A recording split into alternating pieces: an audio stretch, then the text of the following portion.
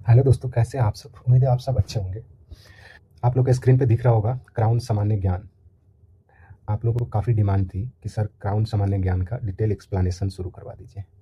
आप लोगों की बातों को सुन लिया गया है और हम लेकर आ गए हैं आप लोगों को क्राउन सामान्य ज्ञान का डिटेल एक्सप्लेनेशन। तो अब आप खुश हो जाइए, चलिए हम देखते हैं इसको कैसे पढ़ेंगे। ठीक है, इसमें जो पढ़ना होगा हम एक पार्ट से शुरू करेंगे। जैसे हिस्ट्री वाले पार्ट से हम लोग शुरू करेंगे। पहले किससे शुरू करेंगे?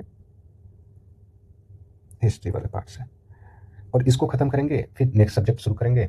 वैसे ख़त्म करते हुए इसको पूरी ख़त्म करेंगे हम लोग। ठीक है, अब ये प्रश्न उठता है कि इस क्राउन सामान्य ज्ञान का हम लोग कहाँ यूज करेंगे। तो पहले इस पे 2 मिनट हम लोग बात कर लेते हैं। अभी काफ़ी वैकेंसी आ रखी है। जैसे बिहार में अगर देखें तो एडीओ का, एसआई का, बिहार पुलिस का। उसी प्रकार से यूपी में देखें तो यूपी एसआई का और कांस्टेबल का, ऐसे वैकेंसी आए हुए हैं। राजस्थान में भी एसआई का वैकेंसी आया हुआ है। इसके अलावा आप देखो तो एसएससी, सीजीएल, रेलवे, टीचर, ये सब वनडे एग्जाम जो भी है ना, उसमें क्राउन सामान्य ज्ञान काफ़ी महत्वपूर्ण हो जाता है। अगर आपको इस क्राउन सामान्य ज्ञान पे अच्छी पकड़ है ना, तो आपकी कोई भी जीएस का पार्ट तो नहीं रुकने वाला है, ये मेरा वादा है। तो इन सारी एग्जामों में ये यूज होने वाला है। तो चलिए हम इन्हीं को देखते हुए इसको हमने शुरू किया है, ताकि आपको कोई दिक्कत ना हो एग्जाम में आपके, और आप अच्छे से इसको पढ़ पाओ। सबसे बड़ी समस्या ये होती है कि क्राउन तो सभी के पास होते हैं पर पढ़ नहीं पाते हैं, क्योंकि बहुतों को तो पढ़ने का तरीका पता नहीं है कि इसको पढ़े कैसे। और दूसरा बात है कि ये काफ़ी बोरिंग भी लगता है, क्योंकि इसमें वन लाइनर टाइप के सारे कंसेप्ट दिए हुए हैं। तो मैं इसको थोड़ा सा एक्सप्लेन करते हुए आपको बताते चलूँगा, ताकि आपका इंटरेस्ट बने और आप इससे पूरी तरह से गो थ्रू हो सके। ठीक है, तो हम इसमें जैसे स्टार्ट करेंगे हिस्ट्री का, तो हिस्ट्री स्टार्ट करेंगे। तो हिस्ट्री का 3 पार्ट इसमें, मतलब कहीं भी जहाँ हम लोग हिस्ट्री पढ़ते हैं तो 3 पार्ट में बांट के पढ़ते हैं। जैसे प्राचीन भारत का इतिहास,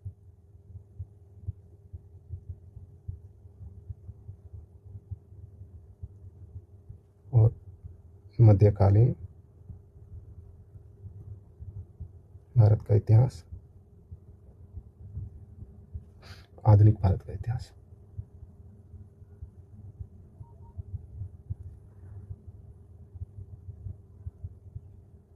ठीक है, हम लोग इस वाले पार्ट से शुरू करेंगे। प्राचीन भारत का इतिहास पहले हम लोग खत्म करेंगे, उसके बाद से फिर मध्यकालीन, फिर इसके बाद से हम लोग आधुनिक भारत का इतिहास पे आ जाएंगे, और ख़त्म करके फिर से नेक्स्ट सब्जेक्ट शुरू करेंगे। इस बीच में जैसे जैसे हम लोग टॉपिक, जैसे कोई टॉपिक पढ़ लिए तो उस टॉपिक से रिलेटेड कुछ क्वेश्चन भी लगाएंगे, ताकि हमारा अंदाज़ा लगते चले कि हम जो पढ़ रहे हैं उनसे क्वेश्चन जो आ रहे हैं वो हमसे बन रहे हैं या नहीं। ठीक है, तो प्राचीन भारत का इतिहास का हम लोग कुछ सिलेबस देख लेते हैं कि इसमें ग्राउंड में सिलेबस क्या लिखा है। इसमें हमने लिख रखा है ऑलरेडी प्राचीन भारत का इतिहास। प्राचीन भारत का इतिहास इसमें जैसे क्रम में लिखा हुआ है वैसे ही क्रम में मैंने इसमें नोट कर दिया है।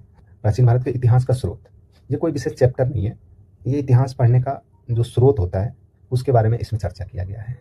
मेन हमारा चैप्टर यहाँ से शुरू होता है, पाषाण युग से। तो हम लोग यहीं से स्टार्ट करेंगे, पाषाण युग से। इसके बारे में हम थोड़ा सा अभी चर्चा कर लेंगे क्या होता है।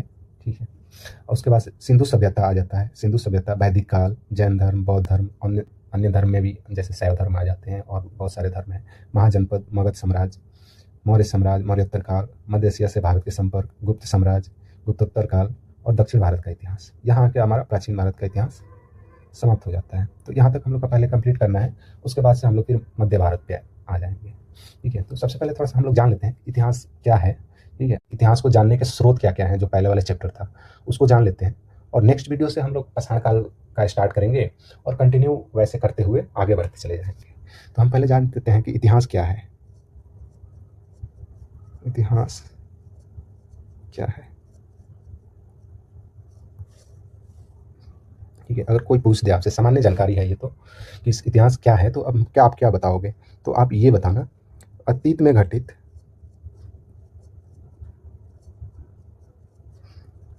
मानवीय घटनाओं का क्रमबद्ध एवं व्यवस्थित ज्ञान को इतिहास कहते हैं। क्योंकि इतिहास हमेशा अतीत के बारे में हमें बताता है, ठीक है, और वो अतीत जो मानवीय घटनाओं से जुड़ा हुआ है। ऐसा नहीं कि पृथ्वी जब बना, ये भी तो अतीत ही है, लेकिन ज्योग्राफी का पार्ट हो जाता है। तो वैसे घटनाएं हमें नहीं, इसमें नहीं पढ़ना है, हमें उन्हीं घटनाओं को पढ़ना है जो मानव से रिलेटेड है। मानव जब इस धरती पे आया तो वो कौन कौन सी गतिविधि की, वो कैसे प्रगति किया, कैसे विकास किया, उन घटनाओं को हमें पढ़ना है। उनके सामाजिक, आर्थिक, राजनीतिक, सांस्कृतिक, धार्मिक, वो जो भी पहलू हैं उनको हमें पढ़ना है, ठीक है। शासन व्यवस्था उन्होंने कैसे बनाया, कैसे शासन किया, अपने राज्य को कैसे एक्सपेंड किया, इन सब चीज़ों को नए नए कौन से प्रयोग हुए, तो ये सब चीज़ें हमें इसमें इतिहास में पढ़ना होता है, ठीक है। तो हम इसमें पढ़ेंगे। अब हम बात कर लेते हैं कि हमें इतिहास क्यों पढ़नी चाहिए, या हमें, या कोई भी इंसान जो सामान्य एग्ज़ाम की तैयारी नहीं कर रहा है उनको इतिहास क्यों पढ़ना चाहिए। तो सबसे पहले तो हमारे लिए तो एग्ज़ाम इम्पोर्टेंट है, एग्ज़ाम निकालना है, नौकरी चाहिए। दूसरा हो गया कि सामान्य तौर पे देखें इसे क्यों हमें जानना चाहिए, तो इससे हमें अतीत के बारे में जानकारी मिलती है और हम ये जान पाते हैं कि हमारा पूर्वज कैसे जीवन यापन बिताया हुआ है, कैसे उन्होंने प्रगति किया हुआ है, अतीत में कौन सी ऐसी ऐसी घटनाएं हुई है जो जिनसे हमें सीखने को मिलता है, ठीक है, ताकि हम अपने वर्तमान से उसको कनेक्ट कर सकें। वर्तमान में वैसी अगर कोई गलती हुई है तो हम वो गलतियों को दोहराए नहीं, या कोई अच्छी चीज़ें हैं तो हम उस पर गर्व कर सकें। तो इतिहास जानने का बहुत सारे पहलू हो जाते हैं, ठीक है। तुलनात्मक अध्ययन करने के लिए ज़रूरी है, अध्ययन के लिए ज़रूरी है ताकि हमें विकास का पता चले।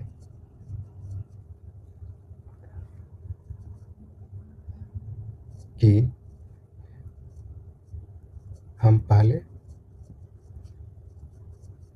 कैसे थे और अब कैसे हैं। पता है बॉलीवुड में एक गाना है, मैंने कुछ दिन पहले ही सुना था, उस गाने में भी हमें इतिहास की जानकारियों की झलक मिलती है। पता है उस गाने का बोल है, हम क्या थे, क्या से क्या हो गए। ठीक है, हमारे लिए इतना ही ज़रूरी है। तो देखो इसमें जो भी इसमें इंफॉर्मेशन दिया जा रहा है, ये तुलना कर रहा है अपने जीवन से कि हम पहले क्या थे और क्या से अब क्या हो गए। तो इतिहास में भी यही काम होता है। इतिहास में भी, इतिहास की जानकारियों से हम तुलना कर पाते हैं कि हम पहले क्या थे और अब कैसे हैं, ठीक है। तो अब हम आ जाते हैं कि इतिहास को जानने के स्रोत क्या क्या हैं। इतिहास के जानने के स्रोत, अगर मान लो कि वर्तमान समय में हमारी पूरी मानव सभ्यता खत्म हो जाती है अभी, या नई सभ्यता आती है, तो नई सभ्यता अगर चाहेगी कि हम अपने पहले वाले सभ्यता के बारे में जानकारी इकट्ठा करें, तो क्या लगता है आपको वो कौन से तरीके अपनाएगी। वो तरीके, वर्तमान में हमारे पास बहुत सी ऐसी चीज़ें हैं, जैसे हमारे पास इंटरनेट पे बहुत सी सारी चीज़ें उपलब्ध हैं, हमारे पास साहित्य है बहुत सारे, हमारे पास डेटा है जो स्टोर करके हम रख सकते हैं। इन सब जानकारियों के माध्यम से आने वाली पीढ़ी हमारे बारे में जानेगी। लेकिन सोचो कि आज से 5 लाख साल पहले का जो मानव था उसके बारे में हम जानकारी कैसे इकट्ठा करेंगे, जहाँ ना तो साहित्य था, ना ही इंटरनेट था, कुछ भी नहीं था।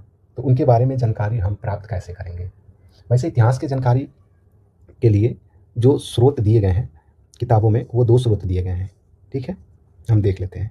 एक तो एक साहित्यिक स्रोत,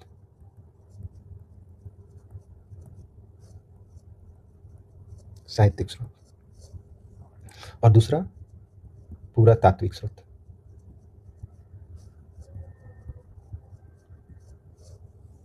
साहित्यिक स्रोत में हम देखें तो इसमें कोई भी साहित्य जो पहले जब से भी शुरू हुआ साहित्य लेखन का, उनका जो संकलन है उससे जो हमें इतिहास के बारे में जानकारी मिलती है, उनको हम साहित्यिक स्रोत में रखेंगे, ठीक है। जैसे मान लो कोई धार्मिक अगर कोई पुस्तक है, धार्मिक ग्रंथ हो गया, इनसे भी हमें उस समय के समाज के बारे में, राज्य के बारे में जानकारी मिलती है। तो हम इसको, इसमें धार्मिक साहित्य को भी रखेंगे। उसके बाद से ऐतिहासिक साहित्य हो गए,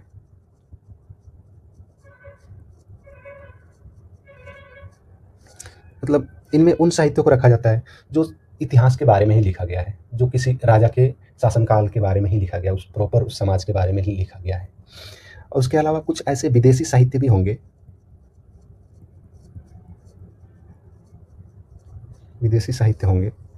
जिनके विवरण से भी हमें इतिहास के बारे में जानकारी मिलेगी। तो साहित्यिक स्रोत में हम धार्मिक ग्रंथ, ऐतिहासिक साहित्य, विदेशी साहित्य को हम रखेंगे, ठीक है। इसके बाद पुरातात्विक स्रोत। पुरातात्विक स्रोत में हम उन चीज़ों को रखते हैं जो मनुष्य उस समय वस्तुएं इस्तेमाल करता था, वो ज़मीन में दफन होंगी, उनके उत्खनन से प्राप्त वस्तुओं से हम जानकारी प्राप्त करते हैं। उसके अलावा सिक्के हो गए, उसके अलावा अभिलेख हो गए, ऐसी चीज़ें जो उस समय इस्तेमाल करते थे, बर्तन हो गए, कपड़े हो गए, ये उत्खनन से प्राप्त चीज़ों से हम उनके बारे में भी पता लगाते हैं। तो ऐसी चीज़ों से अगर हमें जानकारी मिलती है तो उसको हम पुरातात्विक स्रोत में रखते हैं। जैसे इसमें अभिलेख हो गया, सिक्का हो गया, बर्तन हो गए, कपड़े हो गए, जानवरों के हड्डियाँ हो गए तथा अन्य, ठीक है। तो इस तरह से इनसे प्राप्त जानकारियों के आधार पर हम ये अनुमान लगाते हैं कि उस समय का जीवन कैसे रहा होगा, और उसी आधार पे एक क्रमबद्ध तरीके से इतिहास का रचना किया जाता है, ठीक है। तो चलिए अब इन्हीं स्रोतों को इसमें बुक में दिया हुआ है, उनको हम थोड़ा सा देख लेते हैं, ठीक है। स्रोत इसमें दिया हुआ है साहित्यिक स्रोत और पुरातात्विक स्रोत, जो अभी हमने चर्चा किया। साहित्यिक स्रोत में वही है, ब्राह्मण साहित्य देखें तो धार्मिक साहित्य हो गया, इसमें ऋग्वेद, सामवेद, अजुर्वेद, अथर्ववेद, ब्राह्मण, अरण्यक, ये सब रामायण, पुराण, ये सब शामिल होते हैं। बौद्ध साहित्य में विनय पिटक, सूत पिटक, अभिधम पिटक, ये सब चीज़ें बौद्ध धर्म से रिलेटेड है। जैन धर्म से कल्पसूत्र, भगवती सूत्र, अचरांग सूत्र, इनसे प्राप्त जानकारियों को हम रखे हैं। उसी तरह से ऐतिहासिक स्रोत हो गए जो बुक इतिहास से ही रिलेटेड है। तो राजतरंगिणी कल्हण द्वारा लिखा गया था, पृथ्वीराज रासो चंद्रवरदाई द्वारा लिखा गया था, बाणभट्ट द्वारा हर्षचरित लिखा गया था। तो ये हो गए ऐतिहासिक साहित्य। इसके बाद विदेशी साहित्य में भी आ जाते हैं, जैसे कुछ विदेशी लेखक यहाँ आया हुआ है तो उसने भी लिखा हुआ है। जैसे मेगास्थनीज ने इंडिका पुस्तक लिखा, ये कहाँ आया था? सेल्यूकस निकेटर का राजदूत बनके चंद्रगुप्त मौर्य के दरबार में आया था और इसने इंडिका पुस्तक लिखा। तो उस समय चंद्रगुप्त मौर्य के दरबार के बारे में, जो भी उस समय का राज व्यवस्था रही है, समाज रहा है, उसके बारे में लिखा है। तो यहाँ से भी हमें पता चलती है इतिहास, भारतीय इतिहास के बारे में जानकारी मिल जाती है।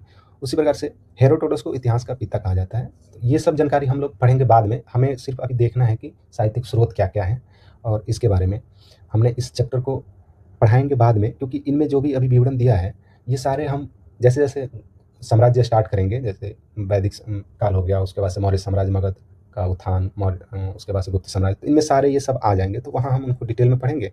यहाँ अभी पढ़ने का कोई मतलब है नहीं, यहाँ बस अभी देख लेते हैं कि साहित्य के रूप में या पुरातत्व के रूप में कौन कौन से स्रोत दिए हुए हैं, ठीक है। तो ये हो गए विदेशी, चीनी लेखक भी आए हुए हैं, उसके बाद से अरबी लेखक आए हैं, तो इनको द्वारा लिखी गई पुस्तकों से हमें प्राप्त होती है जानकारी।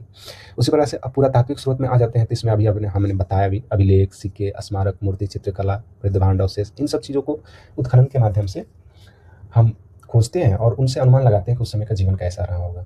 भारत में सर अलेक्जेंडर कनिंघम को भारतीय पुरातत्व का पितामह कहा जाता है, ठीक है।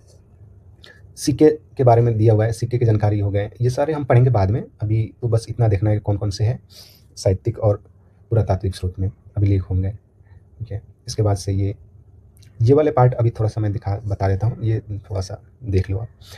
अभिलेख मतलब किसे कहते हैं? तो वो लेख जो मोहर, प्रशस्तर, स्तंभ, स्तूप, चट्टान और ताम्रपत्रों पर मिलते हैं उसे अभिलेख कहते हैं। सीधा मतलब ना कि जैसे किसी दीवार पे कुछ लिखा हुआ हो गया, पत्थरों पे लिखा हुआ मिल गया, या मंदिरों पे कुछ लिखवा दिया जाता है, मंदिर के दीवारों पे, ताम्रपत्रों पे लिखा हुआ कोई भी चीज़ जो लिखा हुआ है, अभिलेख लिखा हुआ है दीवारों पे, स्तूपों पे, चट्टानों पे, पत्थरों पे, तो उसको हम अभिलेख कहते हैं, ठीक है।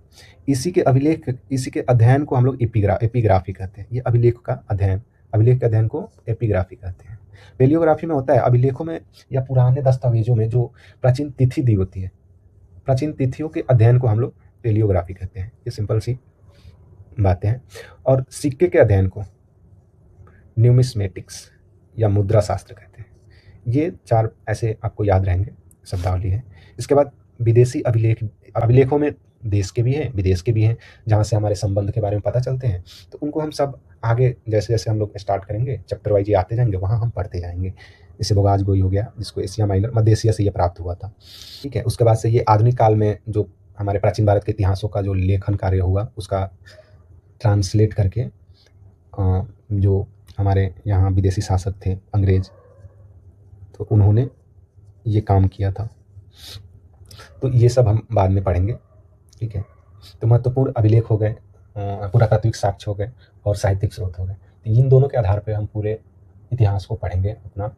उसके बाद से हम ये सारी चीज़ें हमने चैप्टर में दिया हुआ था तो हमने डाल दिया, हालांकि अभी इसको हम पढ़ेंगे नहीं, जैसे जैसे चैप्टर स्टार्ट होगा ये सब उसमें मिल जाएंगे। तो ये आप एक बार बस नज़र से ऐसे देख लीजिए, कुछ भी छोड़ना नहीं है, सारे पढ़ना है, लेकिन टाइम आने पे सबको पढ़ना है। अभी ये नहीं पढ़ना है क्योंकि ये बहुत बोरिंग चीज़ें हैं, अभी आप पढ़ने बैठ जाओगे बहुत परेशानी होने वाली है आपको। इसलिए चैप्टर वाइज जैसे स्टार्ट होगा उसमें आएगी चीज़ें, वहाँ हम देखते हुए चलेंगे और लास्ट में इसको एक बार रिकैप मैं करवा दूंगा, तो टेंशन लेने की ज़रूरत नहीं है, ठीक है। हम लोग कल से स्टार्ट करेंगे अपना चैप्टर पाषाण युग और यहाँ से, और हम पढ़ना शुरू करेंगे, ठीक है। आज के लिए हम लोग इतना ही रहने देते हैं, ठीक है। वीडियो लंबा नहीं करना है, छोटे छोटे बनाना है ताकि आप लोग को भी पढ़ने में आसानी हो। और ये एक परिचय मात्र था, कल से हम लोग पूरा डिटेल में पढ़ना शुरू कर देंगे, ये एक सामान्य जानकारी था, ठीक है। तो चलिए ठीक है, आज के लिए इतना ही रहने देते हैं। धन्यवाद आप सबको देखने के लिए, कल जुड़िए हमारे साथ में और देखिए कल से डिटेल एक्सप्लेनेशन। तब तक के लिए बाय, जय हिंद।